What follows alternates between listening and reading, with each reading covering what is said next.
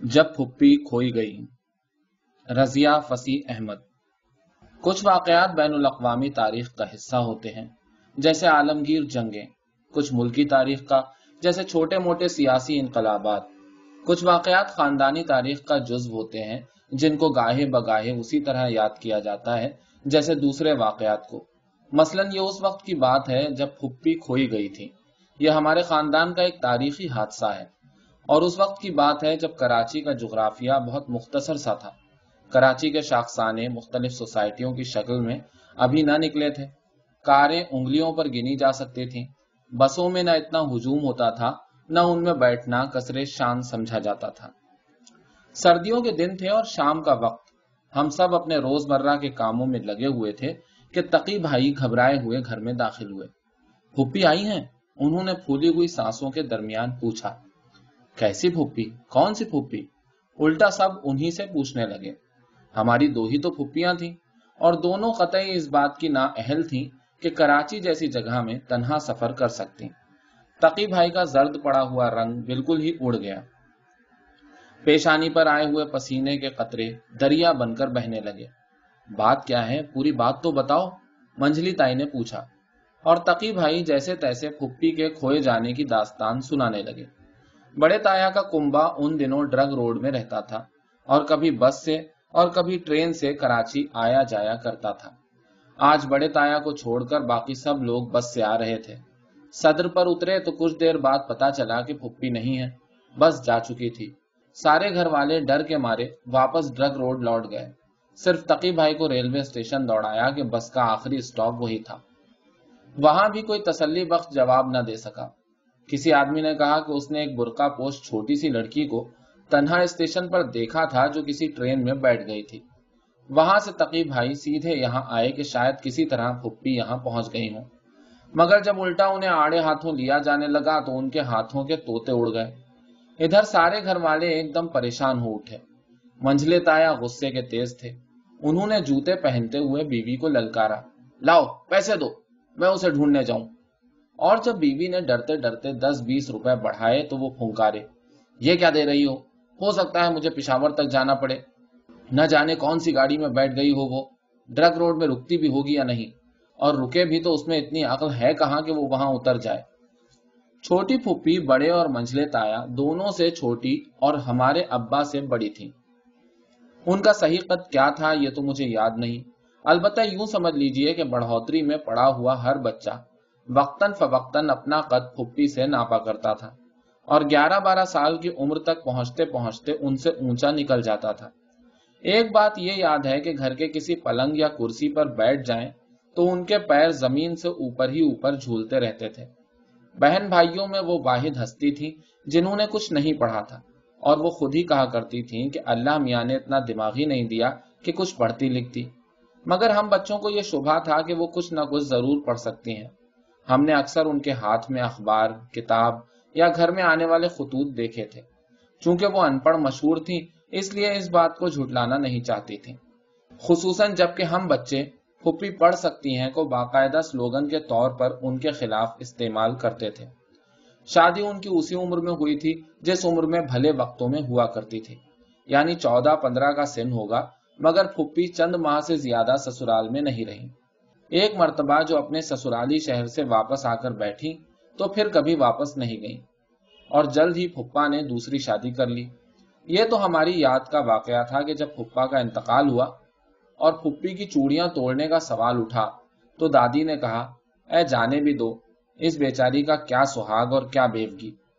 یوں پھپھی کی ساری عمر بھائیوں میں گزری، جہاں بھتیجے بھتیجوں کی ایک سے ایک شیطان نسل پیدا ہوتی تھی، اور پھپھی کے نتنوں میں تیر پہناتی رہتی تھی۔ ایمان کی بات یہ ہے کہ ہم میں کسی نے بھی چھوٹی پھپھی کو وہ عزت نہ دی جو پھپھیوں کا حق ہے۔ بات یہ ہے کہ آنکھ کھولی تو ہم نے اپنے سے بڑے بہن بھائیوں کو ان پر ہنستے پایا۔ اب اس میں کچھ ان کا اپنا بھی قصور تھا۔ بقول ہماری امی کے، خام خام بچوں سے الجھتی تھی کہ آ بیل مجھے مار۔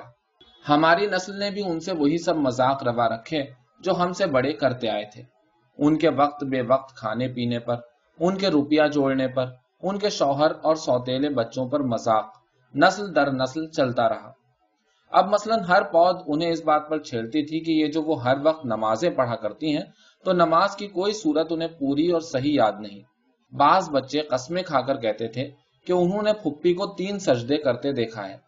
اب ایسی باتوں پر وہ مارنے کو نہ دوڑتی تو کیا ہم پر پھول برساتی؟ دادی اماں مرحومہ کو جب کبھی ان کے بیٹے پیسے دیتے ہوں گے، انہی میں سے وہ کچھ بیٹی کو دے دیتی ہوں گی۔ وہی زنگ کھائے گھنیائے ہوئے سیاہ رنگ پیسے اب تک ان کے ٹرنک کے کسی کونے میں رکھے تھے، جس کی کنجی وہ سنبھال سنبھال کر رکھتی تھی۔ مگر بندہ بشر آخر غلطی کا پتلا ہے، کبھی نہ کبھی وہ کنجی کسی کے ہاتھ لگ جاتی اور ہم سب یہ اعلان کر دیتے کہ ہم نے پھپھی کا سارا خزانہ نکال لیا ہے، اور پھر تو وہ تو تکار مچتی کہ سارا محلہ سنتا۔ پھپھی اپنا ٹرنک دیکھے بغیر ہم سب کو کوس کاٹ کر ڈھیر کر دیتی۔ یہ سب اس وقت ہوتا جب کوئی مرد گھر میں نہ ہوتا۔ امی کبھی ہمیں ڈانٹتی، کبھی نند کے لتے لیتی کہ تم بھی بچوں کے ساتھ بچی بن جاؤ ہو۔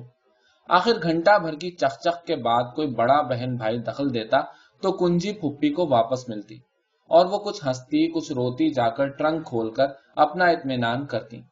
ان کے نماز کے اوقات پر بھی ان سے چھیڑ رہتی۔ وہ اول وقت نماز پڑھنے کی اس حد تک قائل تھی کہ اکثر ایسا ہوا کہ عصر کی اذان ہوئی تو معلوم ہوا کہ پھپھی مغرب کی نماز بھی نمٹائے بیٹھی ہیں۔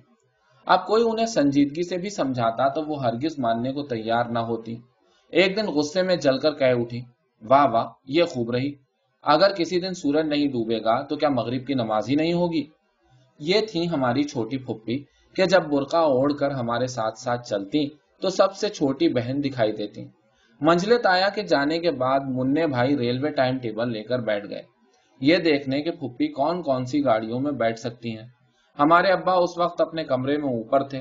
وہ خبر سن کر گم سم مراقبے میں چلے گئے کہ ایسی پریشانی کے وقت وہ کسی کام دھام کے نہیں رہتے تھے۔ ان کی اپنی حالت غیر ہو جاتی تھی اور امی اصل مسئلہ بھول کر ان کی دیکھ ریکھ میں لگ جاتی تھی۔ پھر مننے بھائی اچانک اٹھے اور جوتے پہن کر وہ بھی پھپھی کی تلاش میں نکل گئے، اور ہم سب بچوں پر جو اس وقت تک بغیر کھائے پیے بستروں میں دبک گئے تھے پڑا ہنسی کا دورہ، یہ سوچ سوچ کر کہ پھپھی نے کیسے کیسے ڈرامے کیے ہوں گے۔ وہ بغیر ٹکٹ پشاور یا کوئٹہ جانے والی گاڑی میں بیٹھ گئی ہوں گی، اور جب ٹکٹ چیکر نے ٹکٹ مانگا ہوگا تو انہوں نے کیا جواب دیا ہوگا۔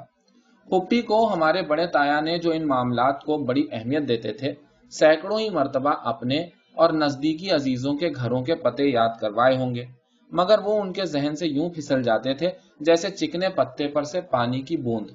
اب کسی بھلے مانوس نے ان سے ان کے گھر کا پتہ یا بھائیوں کے نام پتے پوچھے ہوں گے تو انہوں نے کیا کہا ہوگا۔ ہمیں یقین تھا کہ پھپھی کو اپنے بھائیوں کے نام بھی بڑے بھائی، منجلے بھائی اور بکی میاں سے آگے یاد نہ تھے۔ اس سلسلے میں جتنی مضحکہ خیز صورت حالات ممکن تھی، ہم باری باری ان سب کا تصور پیش کرتے اور ہنستے، اور کوئی ایسی ویسی ہنسی اس قدر والہانہ اور بے قابو کہ سانس پیٹ میں نہ سماتا۔ آخر منجلی تائی جا نماز پر سے اٹھ کر آئیں اور ہمیں ڈانٹا، شیطانوں، یہ وقت ہنسنے کا ہے یا رو رو کر دعائیں مانگنے کا کہ ہماری پھپھی کو ساتھ خیریت کے گھر پہنچائے؟ وہ تو یہ کہہ کر دوبارہ مسلے پر جا بیٹھی، مگر یہاں تو شیطان سوار تھا جو اتنی آسانی سے اترنے والا نہ تھا۔ ناصر نے لمحہ بھر میں سر پر پگڑ باندھ جانے کہاں سے تسبیح نکال لی اور ورد کرنے لگا، یا اللہ ہماری پھپھی کو خیریت سے گھر پہنچا۔ اس کا لہجہ کم بخت ایسا تھا کہ ہنسی روکتے روکتے پیٹ میں درد ہونے لگا۔ ادھر گڈو وہیں پلنگ پر سجدہ ریز ہو گیا اور پھر ہاتھ پھیلا کر دعائیں مانگنے لگا، یا مولا ہماری پھپھی کو ہمارے گھر کا نمبر یاد دلا دے، اور محلے کا نام بھی اور ملک کا نام بھی، ایسا نہ ہو کہ کوئی منحوس انہیں انگلستان پہنچا دے۔ سلیمہ نے فوراً انگوٹھی رگڑ کر جن کو بلایا اور حکم دیا، ہماری چھوٹی پھپھی کو دنیا کے جس کونے میں بھی ہوں فوراً حاضر کرو، ورنہ اے جن تمہاری گردن مار دی جائے گی۔ ان بے تکی باتوں پر کہ جن کا سر تھا نہ پیر، ہنسی تھی کہ سانس نہ لینے دیتی تھی۔ اب یہ سوچ کر حیرت ہوتی ہے کہ بچپن میں کیسی کیسی سنجیدہ باتوں پر ہنسی آتی ہے، اور کیسی گھر گھر کر آتی ہے کہ ڈانٹ پھٹکار سے بجائے کم ہونے کے بڑھتی ہی جاتی ہے۔ کہتے ہیں جب میدان جنگ میں کسی سپاہی کے گولی لگتی ہے تو پاس کھڑا ہوا سپاہی آپ ہی آپ مسکرا اٹھتا ہے، یہ جان کر کہ یہ میں نہیں تھا جس کے گولی لگی۔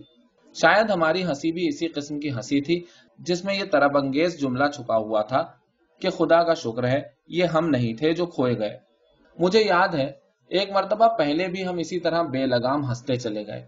یہ وہ دن تھا جب ریڈیو پر اعلان ہوا تھا کہ کراچی کے نزدیک سمندر میں طوفان آنے والا ہے اور کراچی کو زبردست خطرہ لاحق ہے۔ سنا ہے کچھ اہل دل اس رات ہوائی جہاز میں بیٹھ کر کراچی کو خیر بات کہہ گئے تھے۔ اس دن بھی ہمارے بڑوں نے جانمازیں اور تسبیحیں سنبھال لی تھیں اور ہم بچوں نے تخیل کی لگامیں ڈھیلی چھوڑ دی تھی اور ہنستے ہنستے بے حال ہو گئے تھے۔ شاید اس رات ہم ہنس ہنس کر اس خوف کو دور بھگانے کی کوشش کر رہے تھے جو اندر سے ہماری روحوں کو منجمد کر رہا تھا۔ جب رات گہری ہونے لگی تو سب سے پہلے منع بھائی اپنی تلاش سے بے نیل و مرام لوٹے۔ ابا لشتم پشتم کوٹھے پر سے اتر کر پلنگ پر تکیے سے پیٹ لگا کر بیٹھ گئے۔ وہ شکل سے پرانے بیمار نظر آ رہے تھے۔ منجلی تائی اور امی اپنے اپنے بستروں پر صورت تصویر بیٹھ گئیں۔ تب ہم بھی ایک دوسرے میں گھس کر چپ چاپ پڑ گئے کہ اب ہنسنا خطرے سے خالی نہیں تھا۔ اسی طرح پڑے پڑے جانے کب سو گئے کہ ذرا ہنگامے سے آنکھ کھلی۔ گھر میں اچھی خاصی چہل پہل تھی۔ بڑے تایا چھوٹی پھپھی کے ساتھ ابھی ابھی گھر میں داخل ہوئے تھے۔ ہمیں اندازہ ہوا کہ پھپھی کسی نہ کسی طرح ڈرگ روڈ میں اپنے گھر پہنچ گئی تھی۔ ان دنوں کی طرح گھر گھر ٹیلی فون نہیں تھا۔ تایا یہ سوچ کر کہ رات بھر سب پریشان رہیں گے خود ہی پھپھی کو لے کر یہاں آ گئے تھے۔ امی تایا اور پھپھی کے لیے کھانا نکالنے چلی تو چلتے چلتے ہم سے بھی کہا، بچوں اٹھو کھانا کھا لو، پھپھی آ گئی ہیں۔ تھوڑی دیر بعد منجلے تایا لوٹے۔ اپنی روئے داد تو انہوں نے نہ سنائی، لے کر پھپھی کے پیچھے پڑ گئے کہ وہ کیسے گھر تک پہنچی۔ پھپھی نے اس غبی طالب علم کی طرح جو غلط جواب دینے کے ڈر سے چپ رہ کر سارا دن پٹنے کو ترجیح دیتا ہے چپ سادھ لی۔ ادھر منجلے تایا رہ رہ کر ایسے دہاڑتے کہ ہم سب لحافوں میں دب کے قل پڑھنا شروع کر دیتے۔ ادھر پھپھی رو رو کر دوپٹے سے منہ اور ناک پوچھے جاتی مگر ہرگز منہ سے کچھ نہ بولتی۔ بڑے تایا اور ابا خاموش بیٹھے تھے کہ منجلے تایا کے غصے کے آگے کسی کی پیش نہ جاتی تھی۔ وہ تو تائی سر پر کفن باندھ آگے بڑھی اور بولی، قصہ بعد میں سن لیجیے گا، ان کو کھانا تو کھا لینے دیجیے، اور آپ بھی کھانا کھا لیجیے منہ ہاتھ دھو کر۔ منجلے تایا غصے میں پیر پٹکتے غسل خانے میں چلے گئے۔ تائی نے چھوٹی پھپھی کو دودھ کا ایک پیالہ پلا کر جھٹ بستر میں لٹا دیا کہ کہیں پھر سے عدالت نہ بیٹھ جائے۔ بڑے تایا کو اوپر ابا کے ساتھ سلا دیا گیا کہ اب کہاں رات کو جاتے پھریں گے، اور ہم سب بغیر کھانا کھائے جیسے ٹیڑھے باnkے جہاں پڑے تھے وہیں سو گئے۔ صبح اٹھے تو حالات نارمل تھے۔ بڑے تایا ابا کو لے کر اپنے گھر چلے گئے تھے۔ منجلے تایا شیروانی پہن کر بینک کے کسی کام سے جا چکے تھے۔ منع بھائی اپنے دفتر سے دھار چکے تھے۔ ہم نے پھپھی سے اپنے گم ہو جانے کی داستان سنانے کو کہا تو خلاف توقع انہوں نے سارا قصہ سنا دیا۔ جب اسٹیشن کے بس اسٹینڈ پر سارے مسافر اتر گئے اور بس کنڈکٹر نے پوچھا، اے منی تجھے کدھر جانا ہے، تو میں گھبرائی اور گھبرا کر وہیں اتر گئی۔ میں نے سوچا کہ بس سے جاؤں تو پتہ ملے نہ ملے، اس سے اگر میں گاڑی میں بیٹھ جاؤں تو ڈرگ روڈ پر اتر کر گھر جا سکتی ہوں، تو بھیا میں گاڑی میں بیٹھ گئی۔ مگر تمہیں کیسے پتا تھا کہ یہ گاڑی ڈرگ روڈ پر ٹھہرے گی؟ ہاں مجھے پتا تھا، پھپھی نے فخر سے کہا، یہ وہی تو گاڑی تھی جس کے پہنچنے پر میں روز مغرب کی نماز پڑھا کروں ہوں۔ اچھا پھر ڈرگ روڈ پر بغیر ٹکٹ نکلی کیسے؟ بغیر ٹکٹ کیوں، میرے پاس ٹکٹ تھا۔ اچھا وہ کس نے دلوایا؟ میں نے خود لیا، میرے پاس پیسے تھے، اماں کہا کرے تھیں کہ باہر جاتے وقت تھوڑے سے پیسے پلو میں باندھ لیا کر۔ اچھا پھر کیا ہوا؟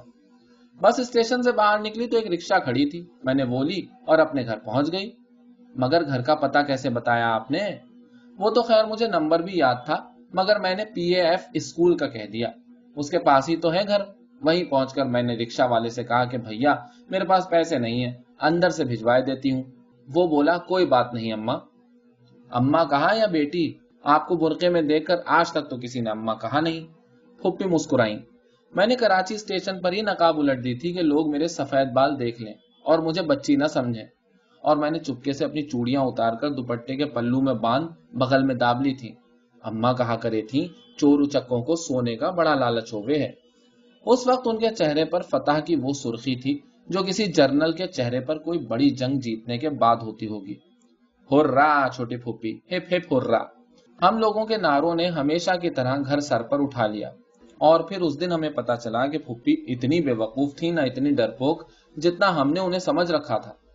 ساری عمر وہ اس جوکر کا پارٹ ادا کرتی رہیں جسے منہ پر بھبھوت ملے، جھولا سے کپڑے پہنے، بڑا سا جوتا پھٹ پھٹاتے نہ دیکھیں تو مزہ نہیں آتا۔ وہ پتے اس لیے بھول جاتی تھی کہ سب نے طے کر رکھا تھا کہ وہ پتے یاد ہی نہیں رکھ سکتی۔ وہ ایک جگہ سے دوسری جگہ اس لیے نہیں جا سکتی تھی کہ ہم نے خواب میں بھی نہیں سوچا تھا کہ وہ تنہا کہیں آ جا سکتی ہیں۔ ہم نے بغیر آزمائے انہیں ایک چھوٹا سا بچہ سمجھ لیا تھا، اور وہ بخوبی اپنا کردار نبھا رہی تھی۔ وہ وہی کرتی تھی جس کی توقع ان سے کی جاتی تھی، اور انہی پر کیا موقوف ہے۔ ہماری اکثر بڑی بوڑھیوں کے ساتھ یہی رویہ رکھا جاتا تھا۔ یہ طے شدہ امر تھا کہ وہ بھائی یا شوہر کے بغیر آ جا نہیں سکتی، کوئی صحیح فیصلہ نہیں کر سکتی۔ وہ ساری زندگی ہماری چھوٹی پھپھی کی طرح کھوئی رہتی تھی، اور خوش رہتی تھی کہ انہیں جو پارٹ دیا گیا ہے اسے وہ بخوبی انجام دے رہی ہیں۔ آج عورت نے اپنے آپ کو اس طرح دریافت کر لیا ہے جس طرح پھپھی نے خود کو اس گم ہو جانے والے دن پا لیا تھا، مگر اس کے بعد بھی زندگی کے باقی دن پھپھی نے پہلے ہی کی طرح گزارے، جس طرح آج بہت سی عورتیں اپنے آپ کو دریافت کر لینے کے بعد بھی زندگی کے دن مردوں کے تحفظ کے سائے میں عافیت و آشتی سے گزارنا چاہتی ہیں، اور ظاہر نہیں کرتی کہ انہیں اپنے گھر کا پتہ خوب یاد ہے۔ انہیں خوب معلوم ہے کہ کون سی گاڑی کس وقت چلتی ہے اور کہاں پہنچاتی ہے۔